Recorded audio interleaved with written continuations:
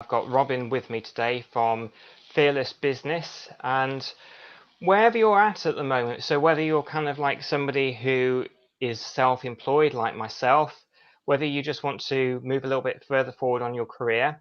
Also, as well, there's people that I know follow me, and as you all know, there's lots of people from the paranormal side of things, and they have their own Facebook groups, but they also have like members groups as well. So if you're watching and want to increase your members, then Robin can really help with that. Some of the topics we'll be talking about is goal setting, your worth. Also, as well, are you underselling yourself? We might get into a little bit of financial as well. So, if I can hand over to you for a little bit, Robin, so if there's anything else you want to introduce yourself with, and anything you kind of feel is important to say about your background getting into Fearless Business. Yeah, no, thank you. That's a wonderful introduction. Good. Yeah, well, I'll try and keep it short, and then I'll let you kind of take the mic in terms of throwing questions at me from your audience, if that's okay, Paul. But Of no, course, to yeah. give everybody a bit of a background sort of story. So I've just turned 40, actually, which I know is quite a big milestone. But I've been in business now for close to 2 decades, in one way, shape, or form. I did actually start out life out of sixth form having and I say in inverted commas here, a proper job, Paul. Once upon a time for 4 years as a systems analyst in a medical devices company, and that taught me a lot of things about myself, and it taught me also about how not to run a business as well, because the guy who owned the business was brilliant at product development, rubbish at running a business and the financial side of it. So I always figured I'd like to think I would do a better job, and then kind of stepped out and set up my own business in 2004. And I was originally doing marketing and branding and things like that. Did that for 12 years, and it probably was about by year 8, I think I'd got it figured out. So in terms of like knowing my own worth, understanding what I wanted to get out of life, the bigger picture side of things, realizing that actually business wasn't just about freedom. There was an element of actually, I'd picked a career path for myself. It just so happened the vehicle was through my own business, but not a traditional career path though that most people would choose. But so entrepreneurship is very it's something which you have to be deeply passionate about, because like the journey goes a bit like that through it, and you have to kind of have enough energy and something about you in order to kind of pull yourself through that. But in 2016, kind of my life changed. So I was I was about to have my second daughter, and realized that I whilst I'd run this business for 12 years, the marketing agency, it just really wasn't fulfilling me. And I think this whole, I talk a lot about sort of, I mentioned it just now about the passion and being able to get through stuff. There is also a point when that sometimes it just goes, and you can either try and hunt it down and re-find it, or you can just think, no, do you know what, this is a sign I need to move on to the next thing. So I ended up selling the agency for a modest sort of figure that saw me through the next couple of years. But there was some innovation which we did within that business, which other business owners saw, and they were like, oh, do you think you could do that for my business? So that's where Fearless Business and the coaching practice came into play. And the rest, as they say, is history. So I've been coaching now for 5 years. I wouldn't say traditionally, I'm not like a book kind of learned coach, if that makes sense. I haven't got a certification to say I'm a business coach. Mine is more, I guess, more mentoring from an experience perspective, having run several businesses and side hustles and things like that over the last 20 years. Within now, I'm really fortunate that I've actually got a small team of coaches within my team. So they're associate coaches, so they're not actually employed, but they're associate coaches which cover off the different elements, probably a lot of the things which you've kind of talked about, on these live sessions. But one in particular, we have a mindset coach, for example. Now, she's obviously a certified coach because she's dealing with this, which is a very complex thing. So she's kind of like my yin to the yang, or she's my yin to my whichever the phrase is anyway. But so I kind of deal with the practical, tactical side of the business, and then I leave her to deal with the sort of I guess, the softer skills that come with running a business, and mindset, confidence, imposter syndrome, and all that sort of good stuff. Albeit I have a massive, I'm having a huge interest in sort of mindset and how people, the way people think, especially when it comes to kind of business and their future. Yeah, absolutely. I mean, how did you find that? Because you had like a young daughter at the time, and you were just going into this yourself. How did you find that work-life sort of balance for yourself right at the beginning? Well, it was really fascinating actually. So I already had my first daughter was coming up for 2, and my second daughter was, so we had 2 planned cesareans, and my so I knew what date my second daughter was going to be born, and I literally just 3 weeks before she was born, I just total had a complete meltdown, basically a breakdown. I won't give all of the gory details, but No. I was close to the edge. I think you know some of the story, Paul, and it's also in the book as well. Take Your Shot. Yeah. I talk about it at the back. But I realized in that moment that, one, I had to meet her. I had to meet Soph, because, you know, no matter what happened, I had to be there for her.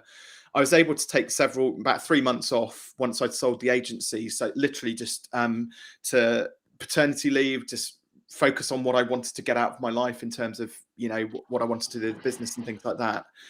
And really, a lot of it came down to just goal setting, which I know is something which you wanted to talk about at some point this evening. But the Absolutely. work-life balance, yeah, was interesting. So when I hit the ground running with the coaching practice, it was full gas. But for me, it was about just compartmentalizing. Right, this is my allocated time. I'm very like binary about my way of thinking. Like pulling out a box. Right, that's my work box. That happens between, you know, the set hours. Like now it's like 9 till 3, you know, around the school hours with the girls, for example, with a little bit of wiggle room either way, things like this. You know, I've just got to put my girls to bed, but I can pop back out into the office to be able to come and finish up with some work or do an interview or whatever it might be. So that's good for me to have that flexibility. But one of the interesting things for me was about so I kind of, whatever circumstances are being thrown at me, I try and adapt to them. So when I was getting up and doing the 4 a.m. feed with Soph when she was little, I was like, well, I'm awake now. I might as well put that to good use. So I just jump, and she was a summer baby. So I was able to jump on my bike and go out and smash out 30 or 40 miles on the bike, you know, before anybody else is up. Roads are quiet. It's beautifully quiet. There's animals, you know, around that you would not normally see. And so getting that balance of sort of health, wellness, well-being, not much sleep, I'll be honest, but being around the family, and also being able to kind of work when I want to work, that was super important. Beyond that, I don't have much of a structure, if that makes sense. Yeah, absolutely. So just checking that you're still there. Good.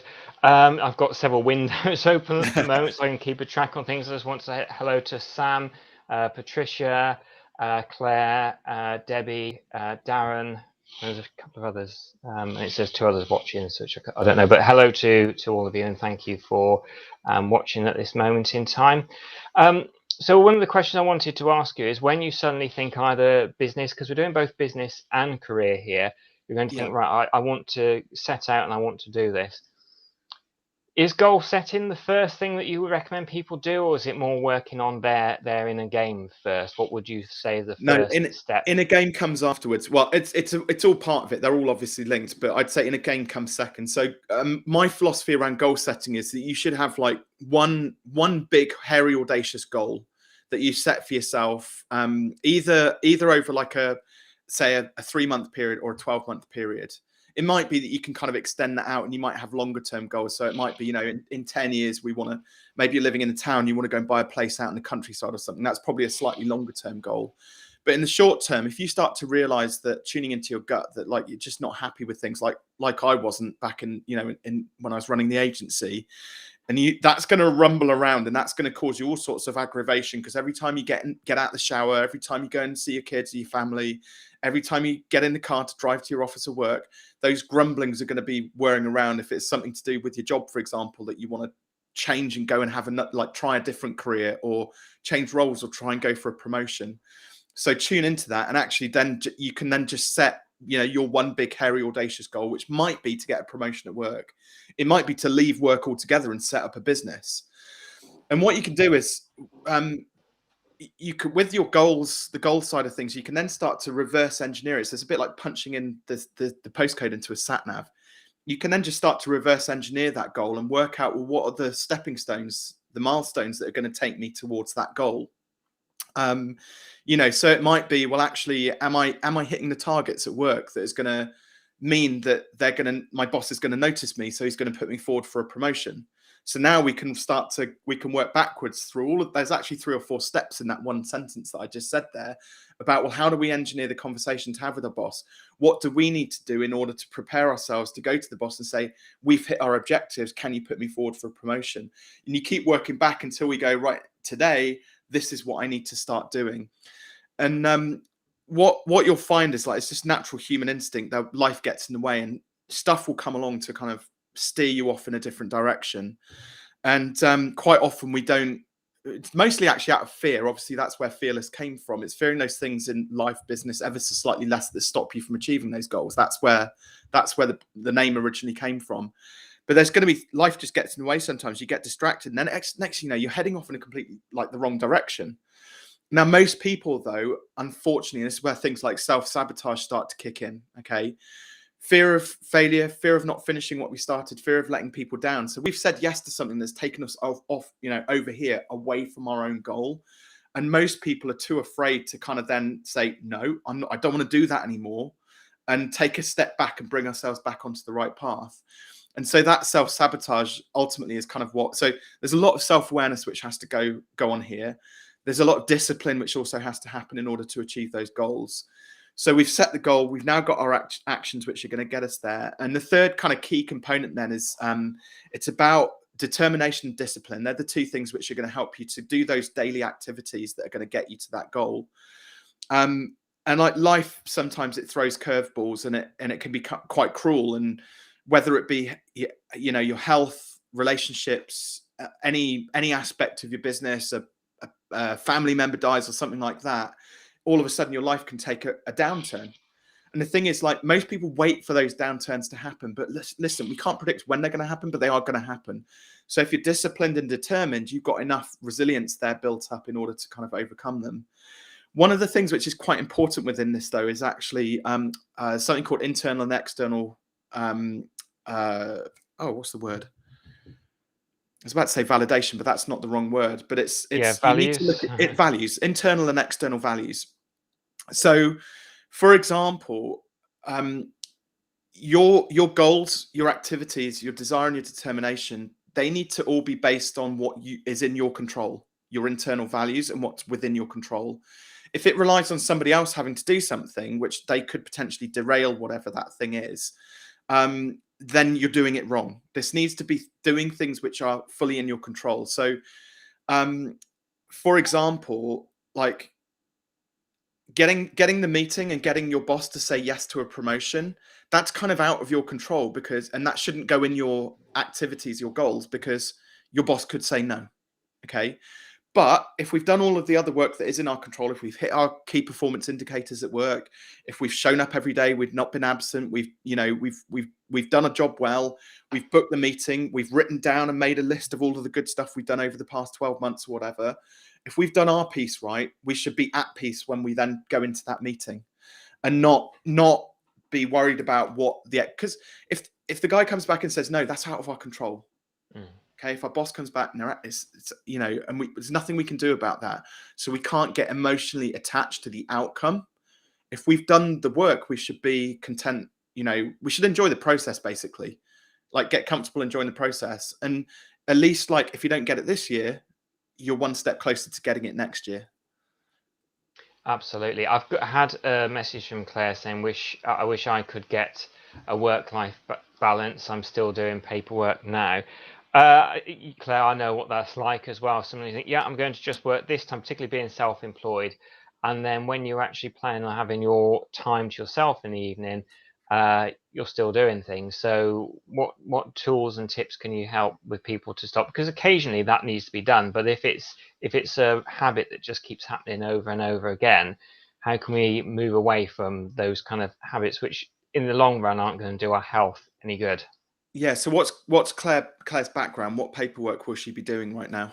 If you're still watching, Claire, can you let me know what paperwork that is? It's because then we've yeah. got some context. So I'm imagining it. Let's say, for example, we'll do a hypothetical until Claire comes back. But so let's say, for example, Claire's running a coaching practice, okay, or a therapy practice, and she's got no choice but to do paperwork because during the day she's been seeing clients, okay, and now she's got to do all of her follow-up, her notes in terms of like her accreditations and things like that.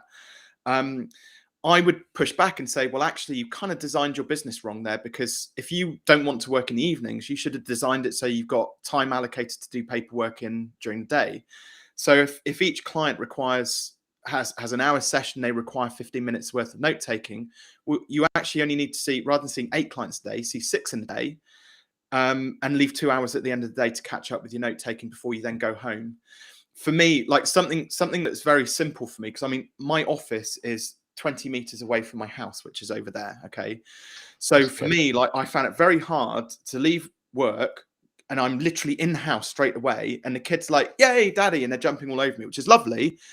But mentally I'm switching now straight between work and home. And it's actually very hard. That switching is very energetic. You can do it, but it takes its toll on you and it's very tiring and taxing. So if you're doing work during the day and then you're going home, so you're switching modalities and then you switch modes again into work, you've switched there and back twice, not just once. Now, Claire might be thinking, well, Robin, it's all well and good, like me doing fewer coaching sessions, client sessions, you know, reducing it down to 6 a day, but I can't afford to do that. I need to do the 8 sessions a day to pay my bills. So this is where we get into pricing and money mindset. And I'm not going to push too hard on this, but I'd be like, well, you need to design a business that you're charging 20% more so you can have 20% fewer client sessions to do. And again, then there'll be other internal values now which will start to push back on me. So Claire's probably screaming at this, shouting at the screen right now, like saying, no, Robin, it's not like that. Or actually, Robin, yes, it's absolutely like that. There'll be something going on there. But so internal value systems might be, if Claire's a therapist, she wants to help everybody. Absolutely. Anybody who walks through the door, she wants to help everybody. Yeah. She's 2 things she said back to that is, I have a battle with health issues. Home life and business is a struggle at times. And the next one is, I'm doing my accounts for my VAT and going through today's sales. So it seems like it's the sales part of it afterwards, which is the sort of struggle thing. Yeah, so I operate something called a default diary. I was just going to look to see. We could potentially try and screen share it. Whether that might be too technically. Yeah, absolutely. Yeah, no, let's go for it. I'm happy to have it shared, and then I'm quite a kinesthetic, high hands-on person, but I find that also looking is really great as well. Let me find the diagrams, because I can kind of explain what having a default diary was actually a game changer for me. So perfect. And I'm taking notes too, Claire, as well. So there we go. I've shared my screen. You may have to add it into our little window, I think, Paul. Oh, really? Right. Okay. There we go. Yeah. So the default diary it's I mean, this is just a mock-up template which you can use or recreate your own. I'm going to show you 2 or 3 different examples of this in a second, filled out one. So the first part of this exercise is to, for example, if you're running a business, you're doing VAT returns, well, write down a list of all the activities you do in your business. So whether it's sales consultations, practical fulfillment work with your clients' accounts, general admin, emails, taking breaks throughout the day. So you notice you've got lunch breaks and tea breaks and stuff like that in there. And by the way, this isn't just based around like what hours you should be working. Certainly shouldn't be working weekends if you can avoid it, and certainly not evenings. Ideally, you want to get your day organized so it fits into that, roughly into that normal sort of working day framework. So you write down a list of activities to start off with. And then the next part of this process is then so say one of the things which I did when my coaching practice was, I worked out that if I got to about 20 clients, when I was doing a lot of more one-to-one work, that was about my maximum capacity. So 20 clients concurrently. And in order to get those 20 clients, I typically had to enroll probably about 1, 2 or 3 clients a month on an ongoing basis, because some would leave, you'd replace them.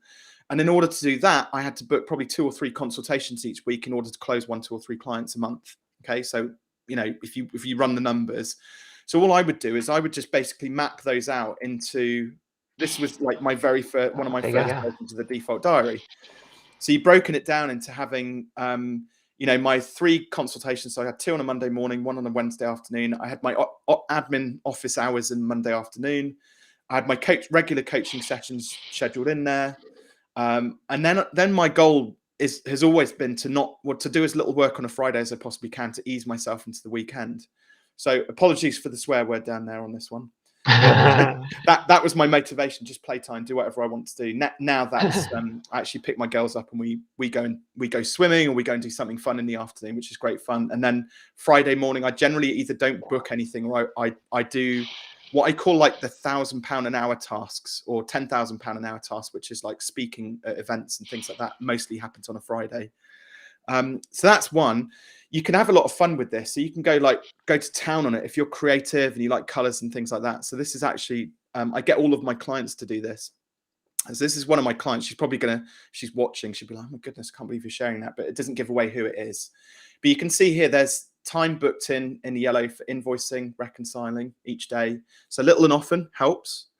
There's time booked in for social media marketing. There's time booked in for emails. She's a graphic designer, so her blue time is her artwork time.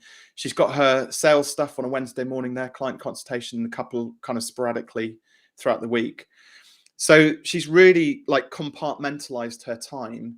You need a bit of discipline to put this into place.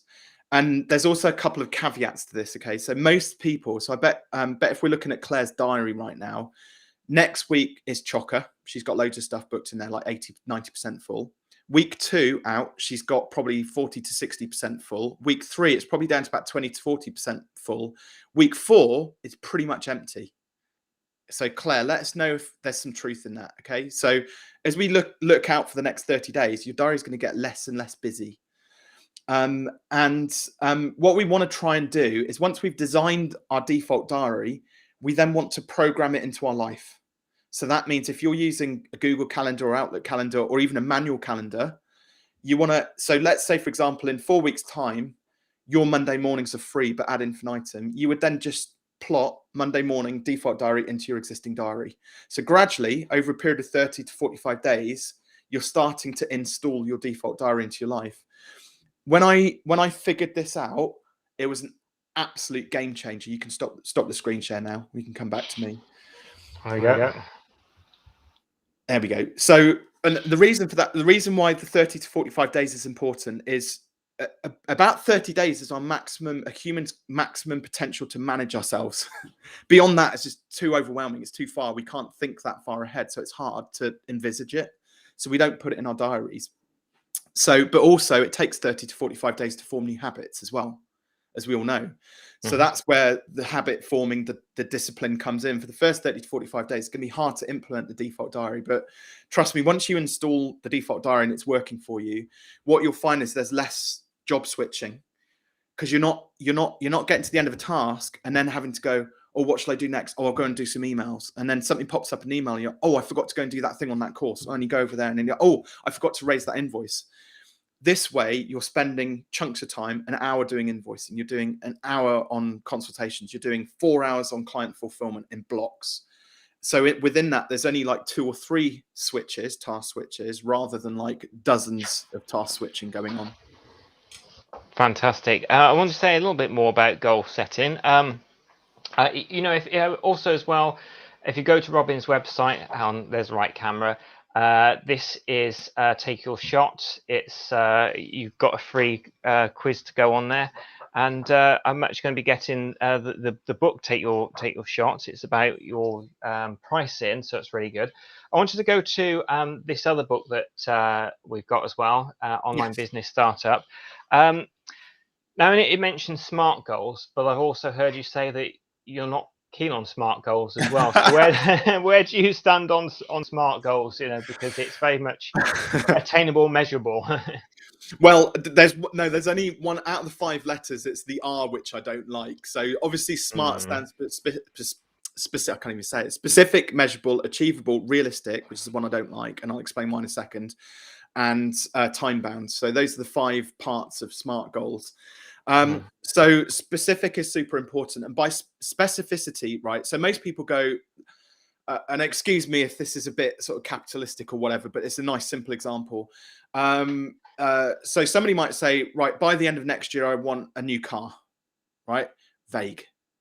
Okay, the world. into kind of I'm probably gonna piss a few people off now, but hey, No, you're into the it's woo-woo fine. Go stuff. for If you're it. into the woo-woo stuff, manifesting and stuff like that, and you ask the world for a new car, you could end up with a £10,000 Ferrari. Now that might sound ace because it's a Ferrari, but a £10,000 Ferrari doesn't have an engine and it's battered as anything. Okay, so it's probably not going to go anywhere, right? So the universe doesn't. You need to be very specific when you're asking the universe for something, right? So you need to know that it's a VW Golf GT TDI in black with the 19-inch alloy wheels on it and the nice R kit, R Sports kit, you know, and it's about 5 years old. Okay. And if you've got an idea about the rough amount that you want it to, of mileage you want it to do, so the more specific you are, the more likelihood there is of it actually coming into fruition. Because as I was saying those things, probably some of you watching this will have been imagining, we know what a VW Golf looks like, of a certain age, of a certain mileage, with the big, nice alloy wheels on it. You can start to imagine it and picture it. And I don't know about you, but I'm a big fan of yellow cars, right? And we play a game with my girls now called Yellow Car. So whenever we see a yellow car, we shout out yellow car and you get a point, right? And it's great for like family trips. And now I've said that whenever anybody goes out driving in their car, they're going to start seeing yellow cars everywhere. But it's that same process around what we think of, what we focus on, we see more of, and it comes to us. So specific, definitely. Measurable is down to, especially with things like in business goals. You know, I want to. For argument's sake, by the end of 2022, I want to have a 6-figure business, £100,000 a year. Okay. Or I want to be earning £10,000 a month. Okay. So, but I want it to happen within X number of weeks, months, years, or whatever. Okay. So so the measurable also crosses over into the time bound element and also the specific side of it. But yeah, achievable. I mean, come on, Elon Musk said, you know, he's up for checking out Mars and seeing whether we can put life up there, and we all thought he was crazy. He's outdone NASA in a fifth of the time with what he's doing with the rocket ships, and I think it's remarkable. And we all thought he was nuts. So achievable. I think things do have that. You know, it can't be like impossible. Like, if I were to say tomorrow I want a gazillion pounds to arrive in my bank, that's probably not really achievable. Okay. The other thing as well I do think we have to like push our goals. So I think realistic, nah. Let's screw realistic goals. Let's go for like big, hairy, audacious goals that are going to stretch us. So if you're thinking next year, I'd be happy with 20 grand next year. No, let's just push it a little bit beyond that, because I don't know about you. If you shoot for the stars and you miss, you're going to hit the moon, and that's okay. So if you go for 100K and you only end up with 50, well, you've still beaten 20. Exactly. Does that kind of make sense? Exactly. And then what I want to say about the positive affirmations as well is, and also as well with law of attraction, whatever you want to call it as well, and being the maybe just not so realistic, but just being that specific kind of side of things. A lot of people that I speak to that are self-employed say, well, trouble with self-employed, it's feast and famine, and they've got this feast and famine mindset. Can actually just by having that mindset affect how your business is going to come to you. Yeah, well, so it's interesting actually. So you mentioned positive affirmations, and then I'll say how that kind of links up to the mindset side of things. So the mistake people make with positive affirmations is they allow them to be out there in the future. So in 12 months, I will be earning X. Okay. The problem with that is like, well, tomorrow comes around and I still haven't got it, but it's okay because it's out there. And then the next day comes around and it doesn't matter. It's okay because it's out there. And then the day before your goal that you'd set yourself, you get there and you're like, oh shit, hasn't happened. You know, so allowing affirmations to be out in the future. No, we don't do that. What we need to do is reprogram that. And it's very simple. All we do is we bring those affirmations into the present. So we have to behave essentially like it's already happened. So if your goal is to earn 100K, I am earning 100K. And that's what you write down. So if you're writing your goals down now, go back and rewrite them, but bring them into the present as though you've already achieved it. You're already doing it. Now, what that does, it's a little bit like, and for want of a better phrase, it's positive affirmations. It's fake it till you make it in essence. And the reason I use that phrase, I think there's a lot of negativity around that phrase. But the thing is, when your brain is given a new piece of information. So like earning 100K to some people might be a really scary prospect. So it creates fear naturally, consciously, unconsciously, it doesn't matter, but there'll be something going on in the body, in the mind, that's just bubbling around there. And then obviously, I mean, you'll know all the technical side of it because you know NLP. I know it from my studies in books. You know it from actually studying it. You still there, Robin? Because you've just sort of paused a second. So, oh right, okay. Hello everyone, looks like the Paul Goddard show here. Let me just get you back in there, Robin. That was quick back in, so I'm pleased about this. You back in okay? No, I can't hear you now for some reason. Bear with us for this technical difficulty here. So can you, if you put your thumb up, can you hear me?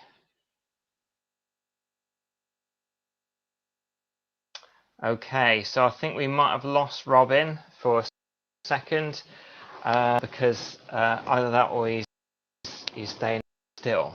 So does anybody who's watching at the moment, does anybody have any stories of law of attraction they want to add into this as well?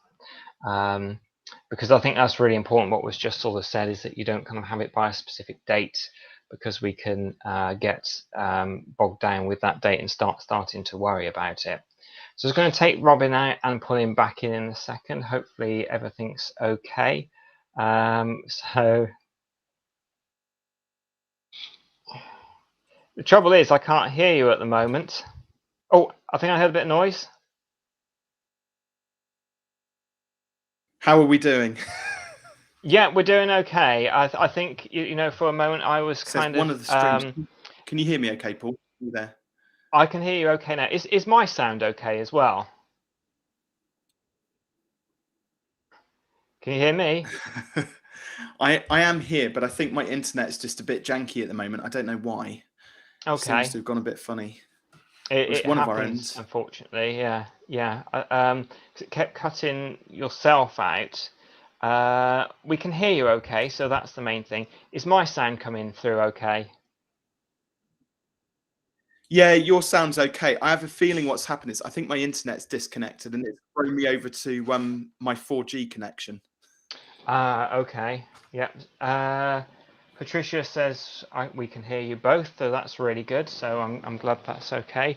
But I was just sort of saying about the positive affirmations as well. I sometimes say to clients, and be interested to get your view on this. Be interesting to get your view on this. Is that I sometimes say to clients as well.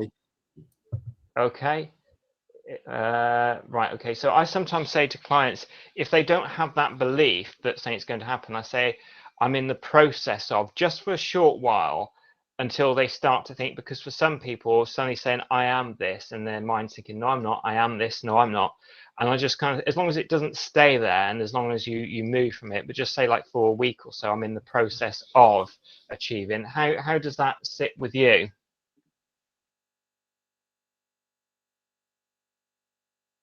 And I can't hear Robin at the moment. Other things that we'll probably be talking about is sales and marketing coming up soon, particularly the marketing side of things, because I know that there's people out there that are wanting to grow their own Facebook personality and stuff, and welcome back. So that was like that one of those really awkward, like, you know, it's live news street, you know, news feeds going out there, and then David Dimbleby springs to mind, actually. That's a classic famous one. Apologies, I think my internet just momentarily disconnected itself. Yeah, you're running fine again now, so excellent. yeah, that's Sorry really about good. that, No, it's absolutely fine. You know, I think sometimes people enjoy watching me sweat a bit, so it was all good for their entertainment. Marketing, I like to come to now, because I've got an hour with you today, so I think that I could just spend and keep delving deeper and deeper, just to have like a whole kind of, you know, broad umbrella kind of view of all the different things that you do. But marketing, particularly the people that I know, there's so many people that do their paranormal groups and run their Facebook groups, and some people have like herbal Facebook groups, some people have like beauty sort of services they sell through sort of Facebook. It tends to be a lot of marketing through sort of Facebook and social media. So tips to get out there more, and you know, for myself and other people as well, I've had lots of like online events happening where I've been interviewed and stuff, but actually to get more into radio and on television. So how can people start going about and increase their presence? Yeah, well, there's a little acronym I want you to remember, which is A and E, but it's two A's. It's AA and E actually. So, which stands essentially like most people make a couple of fundamental mistakes with their marketing. So, they like all of the gurus and experts tell us to get out there and do sort of, you know, be on Twitter and Facebook and LinkedIn, Snapchat, and all these social media channels, and dance around on Instagram Reels and drop videos on YouTube and all of this good stuff. And that's great to a certain extent, but you've got to understand the difference between the first two A's. So the difference between marketing assets and marketing activity. So assets and activity. So a marketing asset is something which you essentially build once. It takes a long time. You release it out into the wild on the internet, and then it's a digital asset which just stands the test of time. Whenever somebody searches for Paul Goddard or Robin Waite, up pops your marketing asset basically. And ideally you want it to be sort of maybe better optimized, not just around your name, but also about what you do and maybe some of the deeper subject matter. So things like book, I keep on pointing to the wrong side, but my books are like a prime example of a marketing asset. Go through the painful process of writing a book once, publish it, and then it's there as a Kindle, a paperback or audiobook for people to go and download and listen to for free or cheap ad infinitum. You know, YouTube videos, I kind of said that, yes, YouTube probably isn't, you know, one of the best ways to market, but it's an asset. So if you optimize it properly, it's still on YouTube and it's there ad infinitum. I've got videos on YouTube which I created 5 years ago that are still getting me sort of leads and inquiries coming through for my business today, just because they're well optimized and hopefully the subject matter is interesting. So we've got these remarkable assets, marketing assets, which deliver like tons of value to your prospective clients. Versus activity, and this is so activity is all of the stuff which a lot of the gurus and experts in 2021 tell you to do, where you are busy on social media interacting with people and things like that sort of, you know, but the trouble is with marketing activity is the way a lot of news feeds are designed. You tweet something and then 5 minutes later it's disappeared off the feed. You drop a status update on Facebook or a post on Facebook and 5 minutes later it's dropped off the feed. Same with LinkedIn. You put a status comment of something up there, it drops off the feed. So there's a golden ratio for it, which is around you want to spend about 80% of your time and or marketing budget focused on building remarkable marketing assets. So the first A. The second one then is around activity. So 20% of your time and or marketing budget needs to go into marketing activity, which drives traffic to those marketing assets. And it's that relationship between having the assets and the activity driving to those assets that then kind of builds reach, relationships and things like that. It helps get your assets into the right sort of people's hands, ideally your perfect sort of client. But I mentioned the E, so AA and E, okay? E is for engagement, and this is where most people get it wrong. So they build the asset, they do some activity promoting that asset, and then they sit there counting up likes, comments, and shares. Now, likes, comments, and shares don't pay the bills. There's no currency involved in it. They're vanity metrics.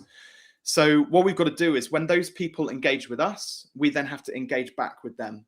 And actually, this is where you shift very heavily into active marketing rather than passive marketing. Okay, so passive is just putting stuff out and hoping that something's going to come back. Active marketing is when you proactively go out and not the slimy DMs which drop into people's inboxes on LinkedIn and stuff like that, but when somebody pops a comment on there and says, wow, this is amazing content, thanks so much, you actually go and drop a message and say, hey, I noticed that you said this comment about this post. Thanks so much. Really appreciate you engaging on there. What was it about that post you liked? And for me, in the business to business space, I might say something like, I was just curious that you commented on that. If you're open to it, could I ask you a few questions? You know, and hopefully they'll then say, yes, we do it permission based. And then I say, cool, I was just curious. Are there any challenges which you're facing in your business right now? Now, ordinarily, if I didn't drop into a DM and didn't ask that question, I'm not going to know if they need my help. I can't just through ESP pick that up from the comment which they left on my post, unless it was super explicit, like, Robin, I need your help. Right? I'm not going to know that, am I? And most people are too afraid to actually post, I need some help on social media. Yes. So it's marketing assets, marketing activity to drive traffic towards those assets, and then most importantly, engagement. But it's the engagement which actually, again, is because there's always fear based around this. People, we feel like we're imposing if we go and drop into somebody's DMs and ask them, like, engage with them, okay? But actually, if they're engaging with us, they it's a bit of an invitation. It's a bit like, imagine if you were, I don't know, in a bar and somebody comes up and says, "Oh, I like your coat." Like, it'd be really rude for you just to turn around and walk off.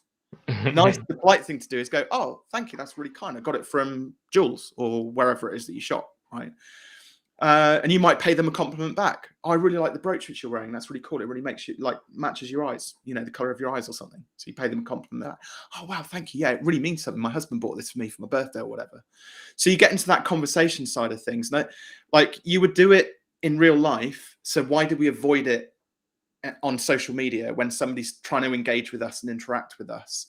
And I think part of it is because we've got the benefit of body language, out in person. So it's a bit like, if I start walking over to somebody, I can see they're looking at me a bit funny. Do they want me to walk over? You can kind of read the body language, and you can like, "Oh, actually they're looking a bit, actually they don't really want me to walk over, so I just walk over there." Or actually they're like open arms, they're kind of welcoming you in, whereas you can't see that necessarily on social. I think that's why people get a lot of anxiety. But yeah, it's the engagement which is the thing. That's really what marketing is. It's engagement. Absolutely, and that's quite a good thing, because and actually engage back, because I do engage back with my YouTube subscribers, and it tends to be, "Oh, thank you, I'm really pleased that you found it of use." So by actually changing the way I then respond, it probably get better. But when we were freezing out there, just a couple of things have come through. So it's more kind of like an agreement. So Joanne says, "I say every day my income increases." Patricia says, "I say I'm open to the possibility." And Jane Like said, that. That's yeah, nice. That's yeah, allowing the space for it without owning it. I was going to say that the thing. So what happens when you say "I am" or "I'm open to it"? All you're doing is the brain. You're kind of starting to desensitize the brains. So if when you're given new experiences, and this is what I was trying to say, I think when I stopped, my internet went a bit janky. It starts to, consciously or subconsciously, it creates fight, flight, or freeze with any new piece of information that comes in, and that's just our first filter, and then it goes through into the bit of the brain which says, "Actually, no, this is quite normal," or "No, this is, yes, listen to that, run away from it, or fight it," or whatever. But saying it every day desensitizes that first filter, so in a more frictionless way. You'll be able to explain this in a way that's probably more scientific, Paul. That's what I was trying to say. So it goes through the just to first keep filter. it simple. I like keeping Yeah. things simpler. And it eases getting it into the front and creative part of the brain, which is this is the empire builder bit of the brain. And if we can kick off the reptile brain, fight, flight, and freeze, with those fears, and reprogram the monkey part of the brain, which is just there, like, plodding through life, like brushing your teeth and getting you in the shower in the morning and breathing. And we can get into the empire builder part of the brain by having positive affirmations like "now." Our brain believes then you're already doing it. So it starts all of the activity. Remember, goal setting and activities, all of those activities, it just starts to do those on autopilot.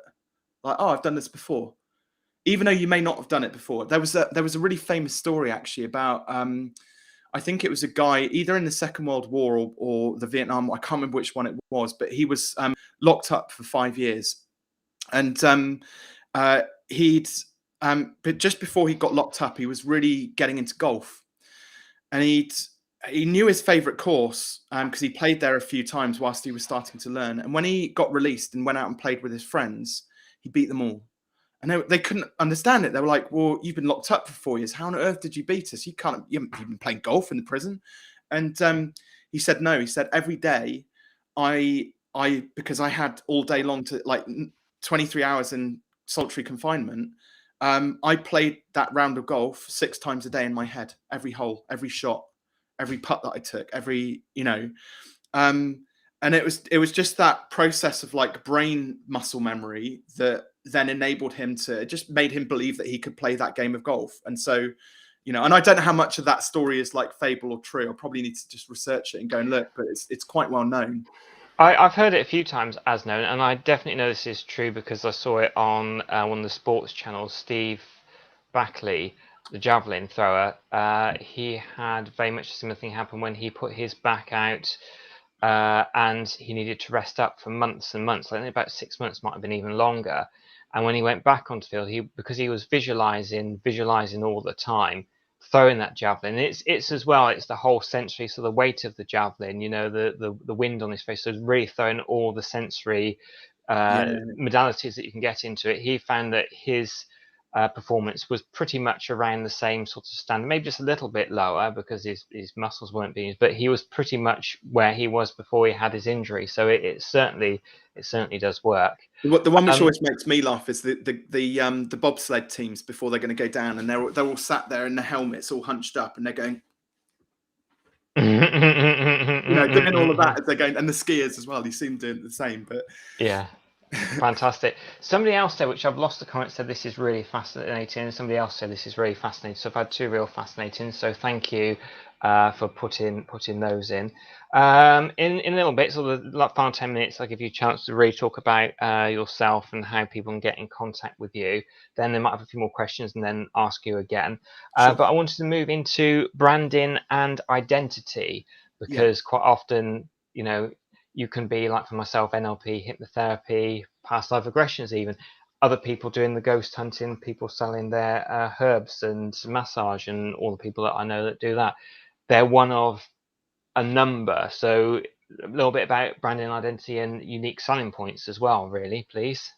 Yeah, of course. So, I mean, actually, funny enough, like branding and identity is something which gets a lot of people, especially if they're just starting out in business, very hung up. Like it gets them stuck because, like, we've fallen into this trap now of, oh, I'm going to start a business, so I've got to get my branding done. I've got to get a website built, and I've got to set up my social media, and I've got to, and I wait for people to say all of the spiel of all of these. Oh no! Sorry, everyone. We'll come back to it again soon. We're going to get Robin back in again, and he's back again. So let's get him back. Sorry, hello, about welcome back. No, it's fine. It's fine. It's keeping me on my toes. So which is good. Where did we get up to? Where did I get up to before it cut out again? You were talking about people getting in when they set up their website, they're getting a sweater about it. You know, they've got to get the branding right and everything, and then it kind of froze them at that point. At least it Okay, did so for yeah, me. so what I was saying is, so somebody's like, I've got this great idea for business. They go, I'll get the website, get the branding set up, I'll get this done, I'll get that done, I'll get this, and they go through, list off all this stuff, and I always wait till the end. And then I'm like, okay, so when are you going to sell something and do some work with a client? And then they're like, oh yeah, I'll get around to that. You're like, no. When you run a business and you're helping people, the whole part of that is you're helping people. So you need to go out there and sell something and actually get started with it. So don't get me wrong, branding is massively important. As you can see, I'm like sporting my Fearless logo over here and on my t-shirt, and on like branding, super important.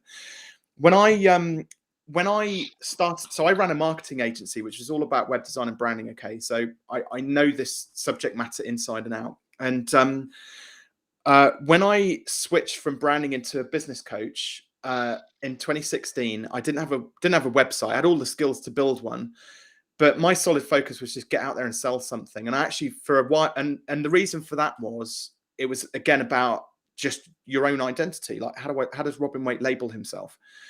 And at that point, I was like, I'm a business coach. I'm not like, why am I getting so hung up on the website side of things? I'm a business coach now. Business coaches don't need to build websites. I can, but I don't need to do it.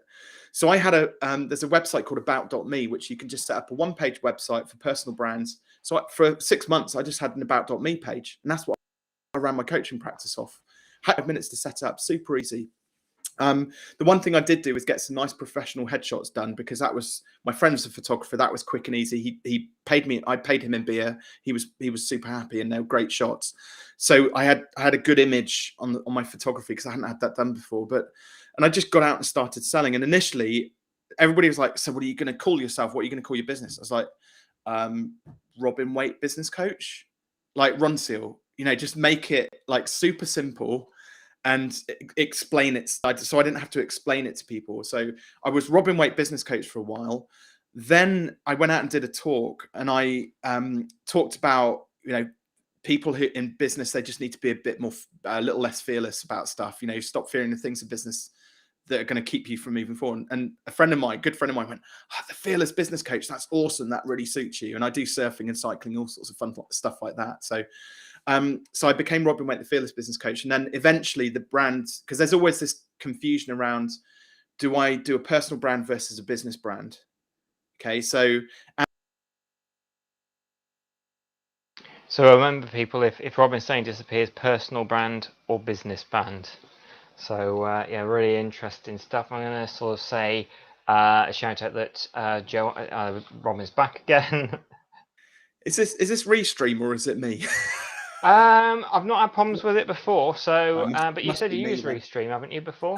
Yeah, I have used it before. Strange. Yeah. I'm just checking that I haven't got anything going on behind the scenes that keeps them bumping it off. So yeah, so I was just gonna talk about the difference between a personal brand and a business brand, because this is what, again, something which stops people from making progress. So a lot of people try and mask them being small by creating this big brand. I actually think that's incongruent. I think if you're a small business, be a small business. Like, what's wrong with that? Like, that's much more genuine and authentic in my view. So I went from Robin Waite business coach to Robin Waite fearless business coach, and then when I finally grew my team of associate coaches and hired my first person, I was like, and I didn't want it to be the Robin Waite show anymore with the business. Not that that was necessarily an intention which I set out to do, but everybody came to work with me because of me. I was me. But when I got my team of coaches, I was like, right, we're just fearless business now. We're a group of coaches. It's fearless business, and that's it. So branding should be this like evolution, and it needs to be congruent with you. With your brand. Don't pretend to be something that you're not. You can start out like, if you were like, most people confuse like branding as just being a logo. Again, it's not just a logo, but if you want to get a logo done, you can get something knocked up on Fiverr. Probably wouldn't recommend it, but it doesn't have to be expensive either. And you can live with a logo from Fiverr, or even a DIY logo for a year or 2 years or something like that. And then, but eventually listen to your gut, because your gut's going to say, do you know what? I'm not proud of that logo anymore. That doesn't represent me as I am now. I need to be more professional. And that's when you can then go and spend loads of money on getting a, full set of brand guidelines, a brand new spanking logo drawn up, a flashy website, and all of that sort of stuff. But most people do this stuff up front, and then so now they've gone and spent thousands of pounds on marketing, on a website and branding. And I know this is like kind of goes against the grain a little bit, based on I did this for 12 years and this is what we sold. But people would spend all this money on a website, and then I'd be like, go and sell something. I'd be like, well, I've got no money left to market it. I can't afford to go and get a BNI networking membership now because I've spent it all on my website. And you're like, so this is why I'm like, sell first, develop the brand later. Super important. Brilliant. I got a few more things here that have come through when we were talking about the golfer, and we were also talking about Steve Backley. John Cooper says Dr. David Hamilton has similar evidence of thinking about working out at the gym, doing the exercise in the mind, and actually strengthen muscles. I have heard about that before as well. Claire says, I always think to myself, what can I offer that sets me aside from my competitors? Joanne says, yes, I like having a US unique selling point. And Mark Cook has just come in here. He says, I'd love to have a business coach, but I'm always fearful of costs. Can my business afford it or not afford it? Which I think is the ideal time now to for you to talk about yourself, and what you offer, please. And the free test, which I did, and I've got a book coming my way because of it, so it's well worth it. So please mention yourself now, Robin. Will do. Well, I would say, in answer to that question, when somebody says, can I afford to have a business coach? I'd say, well, can you afford not to? Because a coach doesn't have to be a business coach. I'd say I'm probably going to do myself out of, a disservice now and put myself out of business. But I don't believe that you should ever need a coach. You should want a coach, and a coach can come in many different guises. It could be a mentor. a coach or a consultant. It could just be a friend you go and meet down the pub and talk about your business. It doesn't have to be somebody necessarily you're paying money to. In terms of like what we do at Fearless Business, so our thing is all about sort of productization and pricing. So we work with a lot of consultants and therapists who are typically charging time for money, and we help them to package up their services, into something which is more akin to a product. So we call them transformational products. So the journey looks like this. We're going to help you go move from A to B over a period of 8 weeks, 12 weeks, whatever it is, without giving up X. Okay, so it might be like, and this is a really crass example, but it's a simple one and it makes the point. I'm going to help you go from fat to thin in 12 weeks without giving up chocolate. Okay, so you should be able to articulate the value around what you do that succinctly and like a very short, like using a very simple formula. So we have to help people to, and the thing is, like, most people sell time for money at hourly rates because they see everybody else doing it and they think that that's the way that it should be done. And actually, like, the pricing side of things, that's where it starts to kick in then, because we sell hourly rates to like £50 an hour because £50 is small and most people are comfortable spending £50. You go to Sainsbury's, you spend 50 quid. You go to any shop, you put £50 worth of fuel in your car, whatever. So it's a little number that we're desensitized to and we do it every day. But if we took let's say a 12-week program and we're charging £50 an hour, so it's 12 sessions at £50. Well, that product is £600. Okay. Now, the price is no different. It's still £50 an hour. But most people, despite the fact those two numbers are the same, have a real problem saying £600 because it's a big number all of a sudden. So now our internal value system kicks in and our mindset starts to like go crazy. Like the amygdala kicks off. We're like, no, I can't possibly charge £600. Well, you were charging £600 anyway. It's just that you split it up over 12 payments, basically. So we help people to get comfortable saying those big numbers, so that it's normal. And then we kick on from there. So over the space of about 4 to 6 weeks, we'll look to potentially double that price. So we'll look to sell the same 12-week program, add in some extra value where we can, because there's always opportunities to add more value. But could we sell this for £1,200? Could we sell this for £1,800? Could we sell this for more? And quite often, again, people then have conflicts around, but the people I want to work with can't afford £600. The people I want to work with can't afford £1,200. You're like, right. So this is all about you, is it? Okay. So a little bit of like, actually the most important person in that business is the client. I get that. But maybe we've got to find clients who can afford to pay for that. And when clients spend more money on something, they're actually more committed and they get better results. Okay. The mistake people make. Sorry, I know this is a long answer, Paul, to your question about what it is. No, it's good. It's good. Yeah. The mini masterclass around pricing for people listening, especially if they've got a business. What people tend to do, though, in the therapy space, especially, and consultants and freelancers, they're like, if you buy 12 hours, I'll sell it to you for the price of 10. So we'll discount it. No, because surely if somebody works for you for 12 weeks, they're going to get better results, not worse. Why would you drop the price to give them a better result? Like, it makes absolutely no sense. So we deal with all of these mindset monkeys that are jumping around, especially around pricing, to get people to a point whereby they're happy and confident charging what they are actually worth based on the remarkable value which they deliver to their clients. So there's a bit about the productization piece, a bit about the pricing piece there. And of course, when the product is better, when the price is higher, you've actually got to learn to sell differently. And it's based on relationship selling, not the smarmy, persuasive, aggressive selling, which a lot of people like. If you do any sales training, it's like, it's a bit horrible. But we do it in a way which is about much more about building relationships, reducing friction in the sales process, thinking about marketing assets. How can we educate this person? How can we add loads of value to their life before they become a client?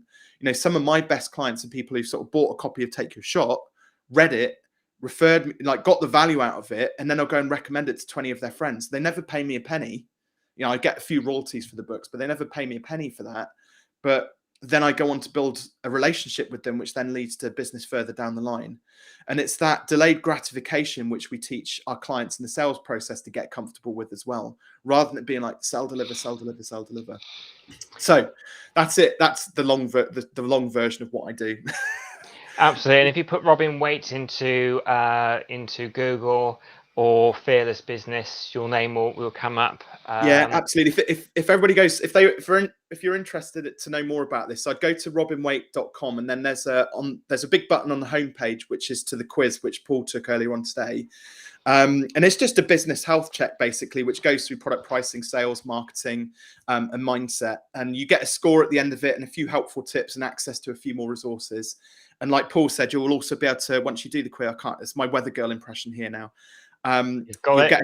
get a free signed copy of Take Your Shot as well. Amazing. So as my little gift for you, sitting and listening this evening. Yeah, absolutely. So yeah, it's I'm really looking forward to seeing that. Patricia says, I give time for free. I would love to be paid one day. And Patricia, you know, I've spoken to you before and had your readings and your Reiki. You are really good. So you have good value there. Ask Absolutely. for it, Patricia. That's how you get paid. You ask for it. Absolutely. Well done. Absolutely. And Joanna says, yes, true. Your belief systems kicks you around because ego. Bruce Lipton's Biology of Belief helped me. Yeah, absolutely. So I like his material as well. It's actually gone incredibly quickly. We're at the hour mark now. I will give you one more chance just to give a quick shout out about your website and how people can see and get in contact with you again after finishing this. But I just wanted to finish with a question. So, question I would say, what one kind of bit of advice that was either given to you, you've read, or you give to people that makes such a big difference? Like one bit of advice that if you apply can make a huge bit of difference in your life. I think, and I've been through this process with myself a number of times, but we are our own worst critic. And the best piece of advice I ever had. So I during a period in my life where I just overexerted myself and did way too much. Alongside the business, building a house as well at the same time, and it was before I met my wife and my daughters came along. I had a period where I just burnt out. So I got ME. And remember the doctor said to me, 4 words. He said, be kind to yourself. Because I was like, I need to get back to work, doc. I got to fix me. I need to get back to work. And he's like, no, I'm not going to do that. You just need rest. Be kind to yourself. And that stuck with me. Like whenever I'm going through a bit of a rough patch, and I mean, this is for me personally, I'm a bulldozer. I'll try and just push through it. And I just have, no, stop. Be kind to yourself, go for a walk, take a break, take your wacky dog Wilbur out for a chase a stick or something. Like just get out of your headspace for a second. It served me really well for the last 10 years. So that would be my parting words of wisdom. Fantastic. And yes, do check Robin out. Anything else you want to say that I haven't asked you? It was a brilliant part in words of wisdom, and now I'm kind of slightly adding something else to it, which is kind of not what to do when saying words of wisdom, but I just always like to make sure is there anything that I haven't asked you that would be great for you to say. Yeah, if you have a burning desire to achieve something in your life, at least take some steps towards making it happen. Because I don't know about you, but I hate not knowing. I would rather have a go at something and fail and know that I've at least given it a go and what the outcome was going to be than procrastinating and letting this thing whir around in your head. I've known people who have been, and by the way, I'm not knocking jobs. Okay, I'm not knocking jobs at all. Like we need people in jobs as well as business owners, right? But I know people who've been in jobs for 20 years and then they come to me and say, "Oh, I've always wanted to set up my own business." I'm like, why didn't you do it? Why didn't you have a go? So if there's something which you're thinking about doing, just don't don't just burn the bridges. I don't believe in that, but I do believe in just take a couple of baby steps and try it out and just go out and validate your idea, because otherwise there's nothing worse than not knowing. Fantastic. Absolutely. Joanne says failure is the first attempt of learning. Absolutely. Just got a couple more people. Hi Linda, a few other people started watching now. But also as well, and I've just thumped the wrong button, Claire is taking the test now. So that's great news. Excellent. Lovely. Thank you, Robin. Are you right just to stay just for a couple of minutes after we finish the live stream, just so I can thank you properly? And yeah, of course, no problem. Yeah, right. Absolutely. Robin, thank you so much. I'm very grateful. You've got a load of amazing people who've been watching in. So thank you all for the comments and stuff as well and questions. So appreciate you. Thank you. Absolutely. Yeah. Thank you, everyone, and thank you, Robin, for spending an hour of your, or just over an hour now, actually, of your evening to do this. I really do appreciate it. Thank you. That's my pleasure. Wonderful. Thank you, everyone. Bye.